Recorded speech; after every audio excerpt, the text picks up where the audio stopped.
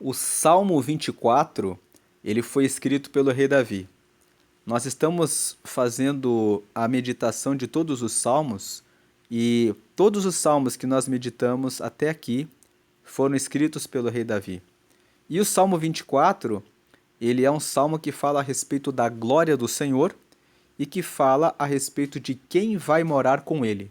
Nós podemos estabelecer uma relação entre o Salmo 15 com o Salmo 24. No Salmo 15, Davi faz uma pergunta. Vamos ver aqui. Ele fala assim, ó: Senhor, quem habitará no teu tabernáculo? Quem morará no teu santo monte? E aí ele apresenta as características de quem pode morar no céu. E aqui, no Salmo 24, o tema desse salmo também é uma parte dele. Também é sobre quem vai morar no céu. Mas o Salmo 24 não é só sobre isso. O Salmo 15 é exclusivamente a respeito de quem vai morar no céu. Mas o Salmo 24, ele tem três partes. A segunda parte é sobre quem vai morar no céu. Mas a primeira parte é sobre o domínio de Deus. Então nós vemos aqui no versículo 1, Davi fala assim: do Senhor é a terra e a sua plenitude, o mundo e aqueles que nele habitam. Quando Davi escreve que do Senhor é a terra, ele está querendo dizer que tudo que foi criado na terra, inclusive as pessoas que moram na terra, são dele. Então, do Senhor é a terra e a sua plenitude. A sua plenitude fala a respeito dos ares, da terra e dos mares. Tudo que existe na terra, a atmosfera, a estratosfera, tudo foi criado pelo Senhor. Do Senhor é a terra e a sua plenitude, o mundo e aqueles que nele habitam. Versículo 2: porque ele afundou sobre os mares e afirmou sobre os rios. Então, essa é a primeira parte do Salmo 24. Ela é formada pelos versículos 1 e 2, onde Davi fala quem é Deus. Ele fala a respeito do domínio de Deus sobre todas as coisas. Do Senhor é a terra. Talvez alguns homens, porque são presidentes de nações poderosas que governam sobre outras nações, possam imaginar ou pensar que são os donos do mundo, porque têm uma bomba atômica, porque podem causar destruição.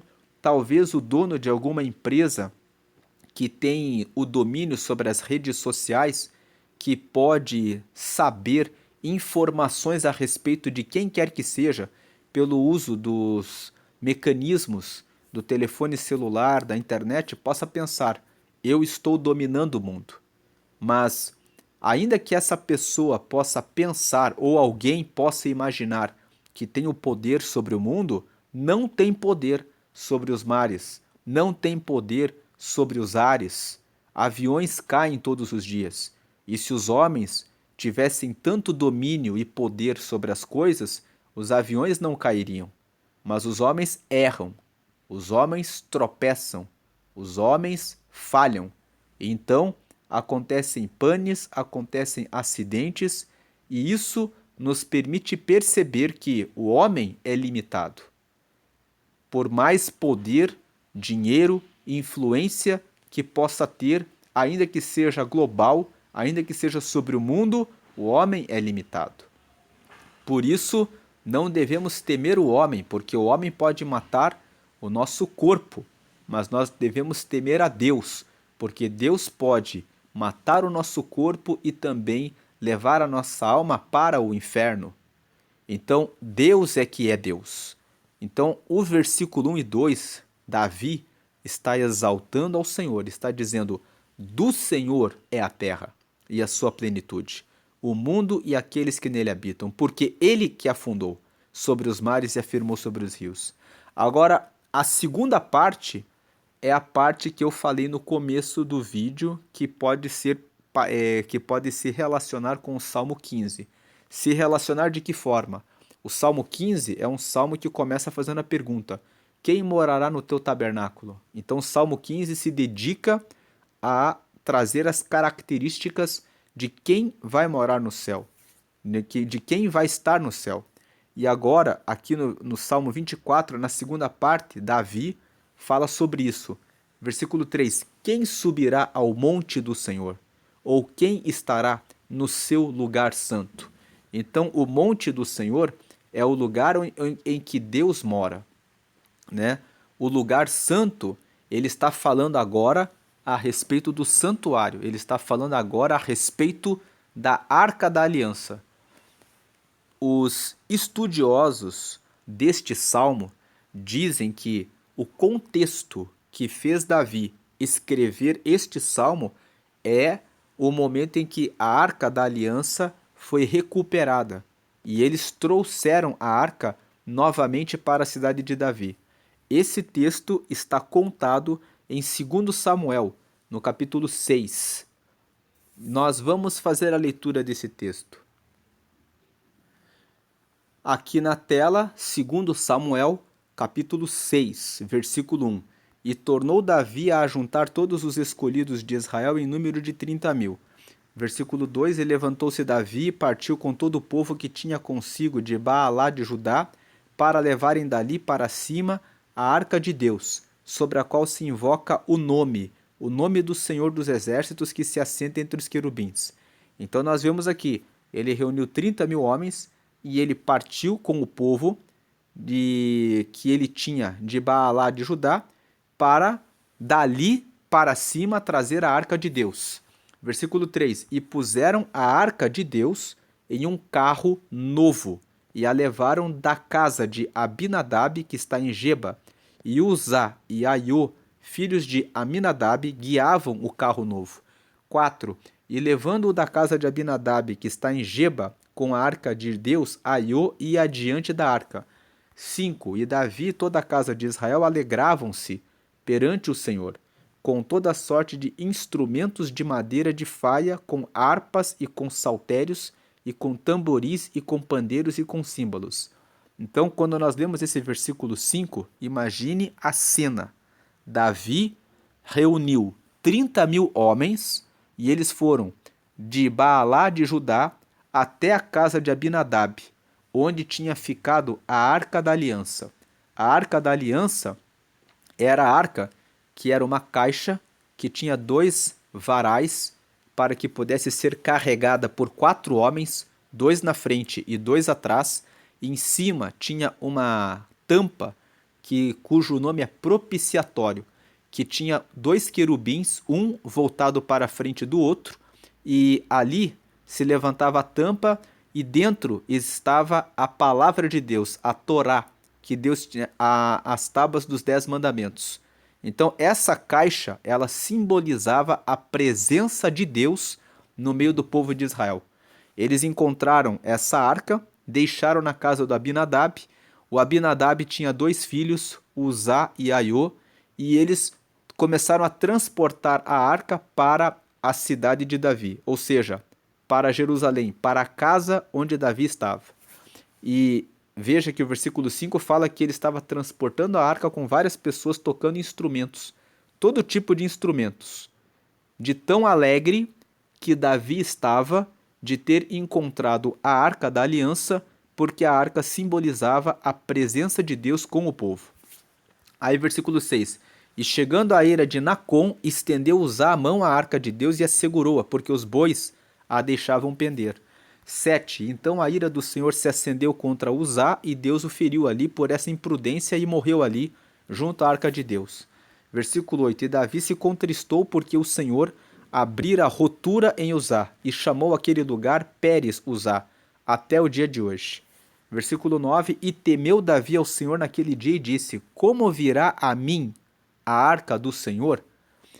Versículo 10. E não quis Davi retirar para si a arca do Senhor, para a cidade de Davi, mas Davi a fez levar à casa de Obed-edom, o geteu.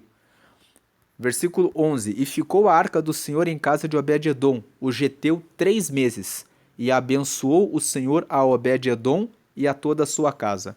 Versículo 12. Então avisaram a Davi, dizendo, Abençoou o Senhor a casa de Obed-edom e tudo quanto tem, por amor da arca de Deus, por amor da arca de Deus. Foi, pois, Davi e trouxe a arca de Deus para cima da casa de Obed-edom à cidade de Davi com alegria.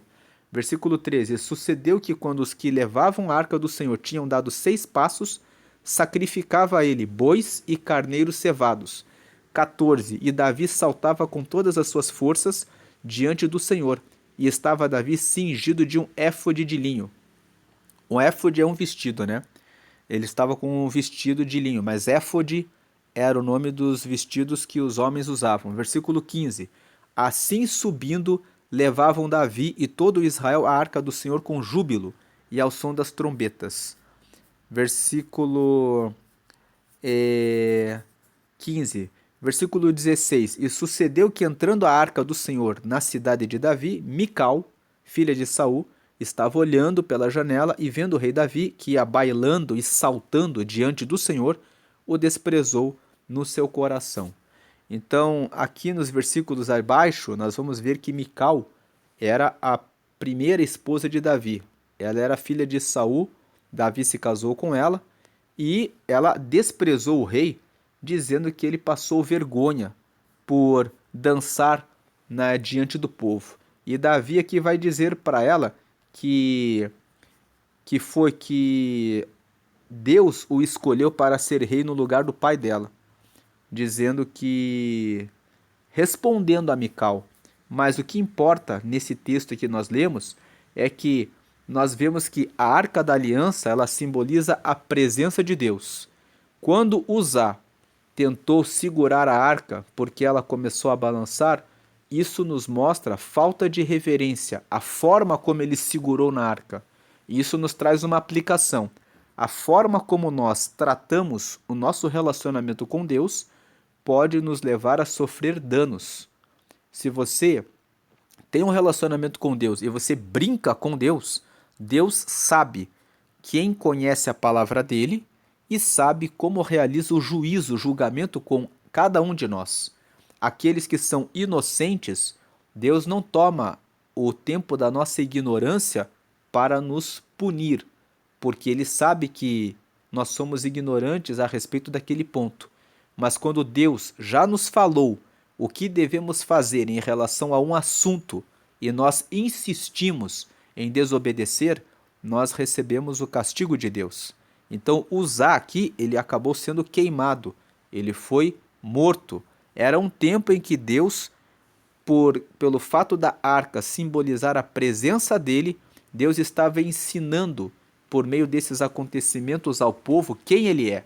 Que ele é um Deus de amor, mas ele é um Deus que exige reverência e respeito pela soberania e pelo poder que ele tem.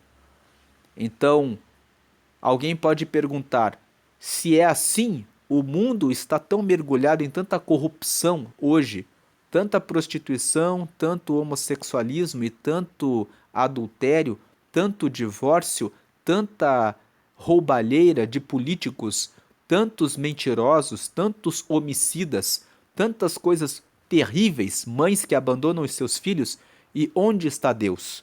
Deus está vendo tudo o que está acontecendo, mas nós estamos agora no tempo da graça. E nesse tempo da graça, o Senhor está dando oportunidade para que todos sejam salvos. Jesus está como intercessor da humanidade. Então, quando Deus olha para a humanidade, ele olha agora pela visão de Jesus, pelo sacrifício que Jesus fez na cruz para derramar a salvação sobre a humanidade. Então, por essa razão, Deus não realiza o mesmo que fez no dilúvio, quando os homens tomavam várias mulheres para si, e como ele fez em Sodoma e Gomorra, onde a homossexualidade e a sodomia, a promiscuidade havia tomado conta daquelas terras. Mas hoje Deus olha com a graça. A segunda aplicação é que o Obed-edom, ele era geteu. Ele nem era israelita. Ele era geteu, significa que ele era de outro povo. Mas quando a arca da aliança, quando a presença de Deus entrou na casa dele e ficou 3 meses ali, nós vemos que o texto fala que ele foi abençoado. E quando Davi viu que a arca queimou o Uzá, ele não quis trazer a arca para a casa dele, porque ele ficou com medo. Então ele deixou na casa de Obed-edom. Quando a arca da aliança ficou na casa de Obed-edom e abençoou a vida dele, como diz o versículo 12 que está aí na tela, então avisaram a Davi dizendo: abençoou o Senhor a casa de Obed-edom e tudo quanto tem por amor da arca de Deus. Ou seja, Deus realizou bênçãos na vida do Obed-edom. Aí o Davi ficou feliz e falou: vamos trazer a arca sim, porque a arca ela realmente simboliza Deus. Agora Deus está trazendo a bênção. Só que percebam uma coisa: quando ele percebeu que da primeira vez o Uzá foi morto, veja o versículo 13. E sucedeu que quando os que levavam a arca do Senhor tinham dado 6 passos, sacrificava a ele bois e carneiros cevados. Essa segunda vez que ele trouxe a arca da aliança para a cidade de Davi, ele dava 6 passos e ele fazia sacrifício de bois e carneiros cevados. Ele ia fazendo sacrifícios ao longo do caminho. Em outras palavras, ele entendeu que o relacionamento com Deus é um relacionamento que exige sacrifício. Nós precisamos dar alguns passos e lembrar que temos que ler a palavra, orar, jejuar. Damos mais alguns passos na nossa caminhada com Deus e precisamos renovar novos propósitos de oração, novos propósitos de jejum, novos propósitos de leitura da palavra. Nós lemos a palavra várias vezes. Lemos a palavra na escola dominical, lemos a palavra para o nosso devocional, lembramos da palavra para tomar decisões a respeito da nossa vida, lembramos da palavra para escolher alguém, lembramos para ser marido ou esposa, lembramos da palavra para tomar decisões, se abrimos ou não um negócio, uma empresa naquele ramo que queremos. Lembramos da palavra, da oração e do jejum em todo o tempo. Veja, ele dava 6 passos e sacrificava bois e carneiros cevados. E Davi saltava com todas as suas forças diante do Senhor. E estava Davi cingido de um éfode de linho. Isso também nos mostra como andar com Deus. Andar com Deus com alegria. Saltando de alegria e de prazer de estar com o Senhor. E foi assim que ele subiu com todo Israel, trazendo a arca do Senhor com júbilo ao som das trombetas. Esse texto tem uma aplicação para a nossa vida que fala sobre a alegria de andar com Deus. Então foi com essa alegria que ele trouxe a arca para a cidade de Davi. Foi nesse contexto que ele escreveu, de acordo com os estudos teológicos, foi nesse contexto, quando ele trouxe a arca, que ele escreveu o Salmo 24. Vamos voltar agora para continuar a meditação do Salmo 24. Aqui nós tínhamos parado no versículo 3, né? Quando ele fala: quem subirá ao monte do Senhor, ou quem estará no seu lugar santo? Então nós vemos, ele acabou de trazer a arca da aliança para a cidade de Davi, e aí ele escreve esse salmo. Ele começa exaltando a Deus, dizendo que do Senhor é a terra e a sua plenitude, o mundo, aqueles que nele habitam, porque ele afundou sobre os mares e afirmou sobre os rios. E aí ele começa fazendo essa pergunta: quem é que vai estar diante de Deus no monte do Senhor, ou quem estará no seu lugar santo? E aí ele responde no versículo 2: aquele que é limpo de mãos e puro de coração, que não entrega sua alma à vaidade e nem jura enganosamente. Versículo 5: este receberá a bênção do Senhor e a justiça do Deus da sua salvação. Versículo 6: esta é a geração daqueles que buscam a tua face, ó Deus de Jacó, Selá. Selá significa pausa. Nós sabemos que os salmos, eles são orações e cânticos que foram escritos, e muitos dos salmos são hinos que são entoados, que são cantados pelo povo hebreu. Então, sempre que um cântico é realizado, né? Ele é executado, ele é tocado, e tem o selar, significa que ali tem uma pausa naquela canção. Então eles cantam aqui o versículo 1 até o versículo 6. Quando chegam no versículo 6 tem uma pausa na música e aí depois retoma do versículo 7 para frente. Então selar, tem vários salmos que tem o selar. Quando você vê que tem o selar, significa que aquele salmo ele é um cântico e naquele ponto tem uma pausa na música. Então ele fala aqui, ó, o 4, 5 e o 6. O 3, o 4, o 5, o 6, essa segunda parte. É a parte que, como eu falei no início do vídeo, tem uma relação com o Salmo 15. Ele está falando, quem vai morar no céu? Então o versículo 4 diz, é aquele que é limpo de mãos. Limpo de mãos, mãos fala a respeito das nossas obras, daquilo que nós fazemos. É limpo de mãos, fala a respeito de pessoas que são honestas, que não são homicidas, que não derramam sangue do próximo, que não usam os seus punhos para agressão em relação a ninguém, mas também fala a respeito do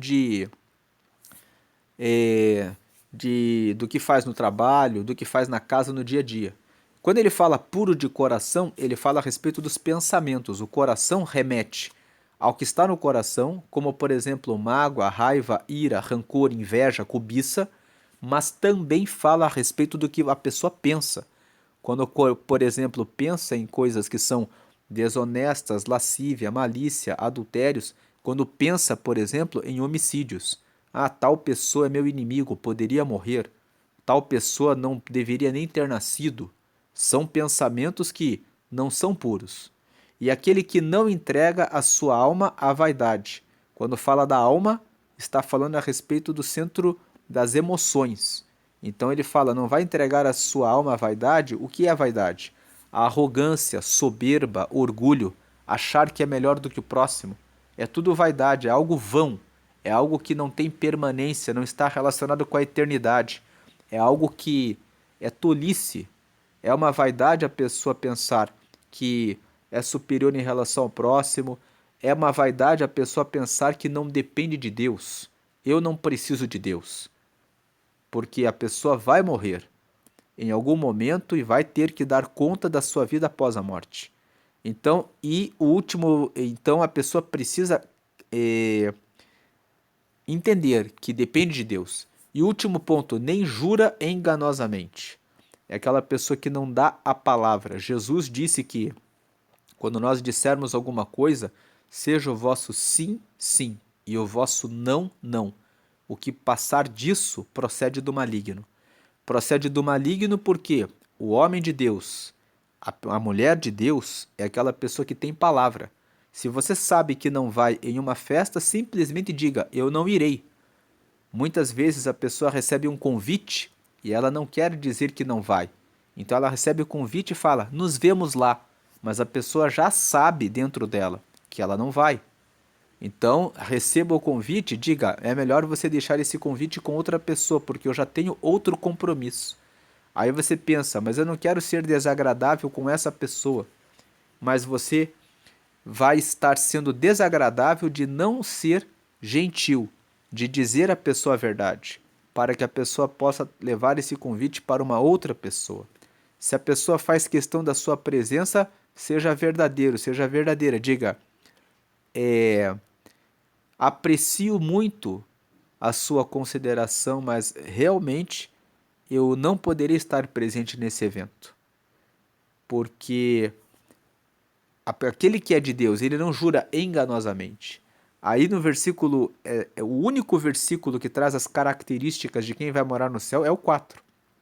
Ele fala de 4 características. É limpo de mãos, é puro de coração, não entrega a uma vaidade e não jura enganosamente. São 4 características que Davi aponta neste salmo. O objetivo do Salmo 24 é honrar a Deus e dizer quem vai morar no céu. E aí ele fala, este receberá a bênção do Senhor e a justiça do Deus da sua salvação. O objetivo aqui não é trazer uma lista de tudo o que a pessoa precisa fazer para poder alcançar o reino de Deus. É apenas exaltar a Deus e dizer, de uma maneira muito rápida, de uma maneira muito sucinta, que aquele que é digno de estar perto de Deus, de carregar a arca da aliança, no mínimo, tem que ser limpo de mãos, tem que ter pureza no coração, não pode entregar a alma à vaidade e não pode jurar enganosamente. Então, o Salmo 24, se nós quisermos fazer um estudo sobre quais as características das pessoas que querem herdar o reino de Deus, podemos pegar o Salmo 15, tem lá algumas características. Podemos pegar o Salmo 24, no versículo 4, mais algumas características, e assim nós vamos reunindo textos bíblicos que vão apresentando as características de quem vai morar no céu e depois fazer uma anotação de todos os pontos para podermos realizar um estudo completo a respeito do que a Bíblia, na sua totalidade, vai revelando para nós a respeito do que é necessário fazer para alcançar o reino de Deus. Aí no versículo 5 ele fala, essas pessoas, né, esse que é limpo de mãos, que é puro de coração, que não entrega só uma vaidade, nem jura enganosamente, receberá a bênção do Senhor e receberá a justiça do Deus da sua salvação. E aí ele fala que ele, com todos aqueles homens que estavam fazendo os sacrifícios ao longo do caminho para transportar a arca da aliança, ele fala assim, esta é a geração daqueles que buscam a tua face, ó Deus de Jacó. Então ele está falando a respeito dele, a respeito da geração dele. Essa é a geração que louva o Senhor. Essa é a geração que busca a Deus. Essa é a geração que busca a tua face, Deus. E aí ele termina o salmo dizendo nos versículos 7 até o versículo 10, essa é a terceira parte do salmo, onde ele fala que o Senhor é o Rei da glória. Só Deus é o Rei dos reis. Só Deus é o Rei e dono de toda a glória. Ele, Davi, era rei nessa época, mas ele reconhece que o único que é verdadeiramente rei é Deus. E ele fala que todas as portas devem levantar as cabeças e todas as entradas eternas devem levantar as cabeças. Então, o que ele está dizendo é assim, levantai, ó portas, as vossas cabeças. Levantai-vos, ó entradas eternas, e entrará o Rei da Glória.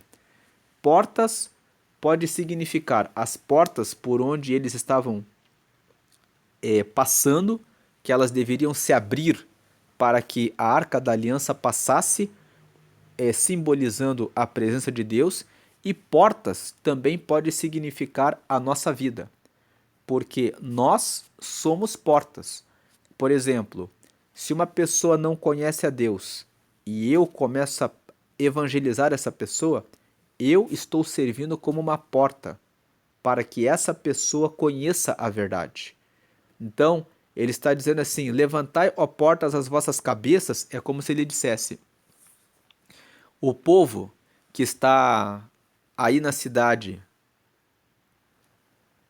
o povo que está vendo a arca chegando dentro da cidade, ergam as vossas cabeças, ou seja, deem honra ao fato da arca da aliança estar entrando aqui na cidade. Levantai, ó portas, as vossas cabeças. Pessoas, levantem a cabeça para honrar a Deus. Aí, quando ele fala na segunda parte, levantai-vos, ó entradas eternas, e entrará o Rei da Glória, ele está falando a respeito dos anjos, que quando o Senhor passa, ele vai caminhando no céu, que os anjos honrem e deem glória a ele. Ele está querendo dizer, todos devem dar honra ao Rei da Glória, porque Deus é o Rei da Glória. E aí no versículo 8 ele fala, quem é este Rei da Glória? É uma pergunta retórica. Como no versículo 7 ele fala que todos devem se levantar para honrar o Rei da Glória, aí no versículo 8 ele fala assim, quem que é o Rei da Glória? Quem que é ele? É uma pergunta retórica, ele faz a pergunta para as pessoas responderem que é o Senhor que é o Rei da Glória. E aí ele responde, o Senhor forte e poderoso, o Senhor poderoso na guerra. E aqui ele está exaltando que era o Senhor que dava vitória para ele em todas as guerras que ele ia com o povo de Israel para batalhar. No versículo 9, levantai, ó portas, as vossas cabeças, levantai-vos, ó entradas eternas, e entrará o Rei da Glória. Ele repete, né? É um cântico, o Salmo 24 ele é um cântico, Salmo é um livro poético, então a forma como o texto é escrito tem a repetição né, de algumas partes. Então isso aqui seria como um coro, como um refrão. Lembrando que o Salmo 24 é um cântico. Então, por ser um cântico, nas canções muitas vezes tem aquelas frases que são repetidas enquanto são executadas, enquanto a canção é cantada. E aqui no versículo 9, ele fala: levantai, ó portas, as vossas cabeças, levantai-vos, ó entradas eternas, e entrará o Rei da Glória. Ele está dizendo, numa aplicação para a nossa vida, se nós queremos que Deus, que é o Rei da Glória, entre na nossa vida, nós precisamos levantar as nossas cabeças, nós precisamos nos levantar e dizer: queremos que o Senhor entre na nossa vida. E aí no versículo 10, ele fala mais uma vez: quem é este Rei da Glória? O Senhor dos Exércitos. Ele é o Rei da Glória. Ele está exaltando o poder de Deus. Então ele começa o salmo dizendo que Deus é o dono da terra, o dono de tudo, porque foi ele que fundou a terra. Então na segunda parte, nos versículos 3 até o 6, ele fala: quem é que pode morar com Deus? E ele termina exaltando a Deus, dizendo assim: esse Deus aí que fundou a terra e que tem todo o poder, ele é digno de toda a honra. Então, levantem a cabeça de vocês aí, tanto nós que estamos na terra, como também as entradas eternas, como aqueles que moram nos céus e que estão com ele, que são os anjos. Porque o Rei da Glória é Deus, ele é o Senhor. Ele passa na terra com glória, ele mora no céu com glória. Em todos os lugares, ele é o único que é honrado e digno de receber toda a honra e toda a glória. Ele é o Rei da Glória. Então, o Salmo 24 fala sobre a alegria de Davi quando encontrou a Arca da Aliança, e ele trouxe a arca da casa de Obed-edom, o geteu, para a cidade de Davi. Essa é a meditação do Salmo 24, as aplicações que este salmo tem para a nossa vida foram apresentadas durante a exposição. Nós precisamos ter reverência na relação com Deus. Deus sabe o que sabemos dele, por isso que Uzá foi consumido quando estava num primeiro momento com falta de reverência. Ele pôs a mão sobre a arca. Existe uma forma de tocarmos Deus, e a forma correta de tocarmos a Deus está aqui no versículo 4. Temos que ser limpos de mãos, puros de coração, não entregar a alma à vaidade e não jurar enganosamente. Assim nós seremos geração de Deus. Aonde Deus está, aonde a presença dele se manifesta, ocorre derramamento de bênçãos. Nós vemos que a Arca da Aliança ficou na casa de Obed-edom durante 3 meses. Ele era geteu, ele nem era israelita. Mas mesmo assim, por ele ter estabelecido um relacionamento com Deus, pelo fato da arca estar na casa dele, ele foi abençoado. Isso traz uma aplicação. Muitas pessoas podem olhar para você por causa do seu passado, dizendo que você fez muitas coisas erradas e que você não tem como recuperar o seu relacionamento com Deus. A arca na casa do Obed-edom simboliza que se você pedir perdão e colocar a arca, ou seja, a aliança com Deus com você, você será abençoado.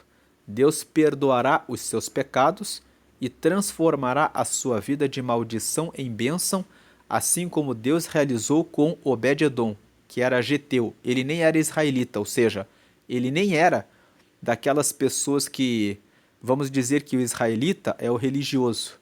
Vamos dizer que o israelita é aquele que muitas vezes pensa que porque frequenta a igreja há mais tempo, tem o direito de receber as bênçãos de Deus, e muitas vezes não recebe por causa da sua soberba, porque acaba entregando a alma à vaidade, como diz o versículo 4.